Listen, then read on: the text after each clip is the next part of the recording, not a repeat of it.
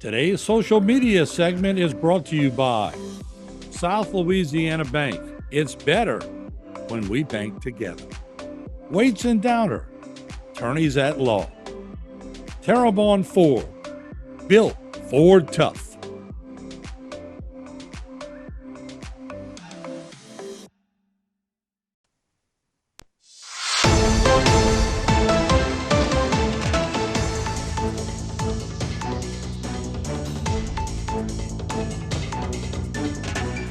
Hello and welcome to this edition of Bayou Time. I'm your host, 𝐒𝐿, licensed clinical social worker with Terrebonne Home Care. Thank you for joining us. However you may be joining us, we appreciate it.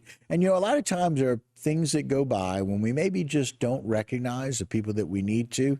We're always glad to be able to have people come on and really help us to think about those that are really making a difference for others. We welcome back to the program Mr. David Spencer, Public Information Officer over at St. Mary Sheriff's Office. Thanks for joining us, David.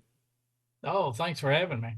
I appreciate it. And so this is a rather unique week that we have this week. Tell us a little bit about the week and why it's so important to celebrate it. This is the National Telecommunications Week. This is the week where we set aside that we consider our dispatchers and those that take those emergency calls and dispatch the services. Of course, for us, they'll be dispatching deputies to calls. And this is that week when those folks they're behind the scenes. We don't see them a lot of times. The public sees our deputies. They see them in the patrol cars and handling complaints. But the one that they talk to first is that dispatcher. Just a very crucial part of the puzzle. Kind of linking our deputies to the folks on the streets that need the help. Yeah, and I got to tell you, very often being the voice of an organization is very, very important. But when it comes to emergency calls, they've got to have a certain capability to be able to deal with that call, handle the call, really find a way to get the information that they need so that they can get dispatched out. No doubt, because what happens with a person when they're in a bad position, let's say they've just had a car wreck or something has happened, they get that hit of adrenaline. When they get that hit of adrenaline, they're not thinking straight. The voice is shaking. They're in their feelings, and simple things like just remembering, as crazy as it may sound, little details, addresses, things they've seen, get very difficult in that moment. And so these folks are the folks that they use that calm demeanor and they use that voice. And they've got to be able to help relax these folks so that we can get the information that our deputies need for when they are going to that call and they're rolling up on the scene. Yeah, and again, being able to celebrate these dispatchers, we talk about nerves of steel and hearts of gold. I love the concept because they basically have to have just that. Nerves of steel and hearts of gold.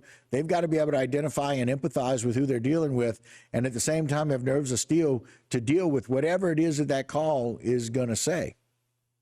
Right, and we forget sometimes that they're on the phone, they're hearing what's happening, and they get involved in this person. This person's in trouble. This person needs help, and after that call's over with, a lot of times because they've got those hearts of gold, they're wondering what happened. How did things wind up? I wonder how that person's doing.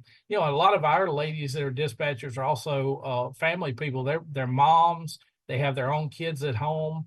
And so, a lot of times that enters into the equation when they're talking with somebody who's upset. Maybe they've got a child in the car. Then, that mom's heart starts beating for that person on the other end of the phone. It is a tougher job than what it sounds like. Yeah, absolutely. And, I think, historically, my grandmother was a dispatcher in a hospital, and she took calls in, but that had nothing to do with how difficult these can be. I mean, imagine if you got somebody in an active shooting and they're calling the sheriff's office and that dispatcher is having to deal with a crisis situation on the phone. They are crisis managers. That's what they do. And it starts with them.